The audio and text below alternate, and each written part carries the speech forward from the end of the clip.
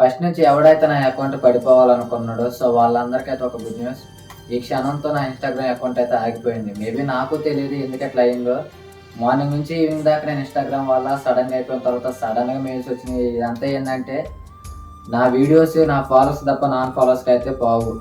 అంటే దాని మీనింగ్ ఏంటంటే ఫాలోవర్స్ అందరూ కూడా పోవు. ఉన్న నాకు 1,95,000 మందిలో 20% వరకు వాళ్ళ వ్యూస్ వస్తాయి.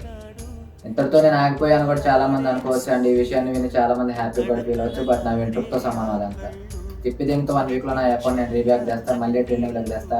ఏ నా కొడుకు అయితే రిపోర్ట్ కొట్టిండో కంపల్సరీ నేను అది కనుక్కుంటా, కొత్త వరాలు తింటా. ఇంకా నాకు మెయిన్ ప్లస్ ఏంటంటే నాకు సపోర్ట్ ఉంది ఇన్స్టాగ్రామ్లో. అకౌంట్ పోలా, జస్ట్ స్ట్రైక్స్ చాలా అంటే చాలా పడ్డాయి. అది కూడా ఈ ఒక్క రోజులోనే పడ్డాయి. ఎందుకు పడ్డాయో నాకు తెలియదు, ఇది ఎవరు చేసాడో నాకు అయితే తెలియదు. మహా అయితే ఒక వారంలో 200K కొడతా, మళ్ళీ అకౌంట్ ఫామ్లోకి తెస్తా కంపల్సరీగా. ఎవరికి ఎట్లా సమాధానం చెప్పాలో అట్లా చెప్తా.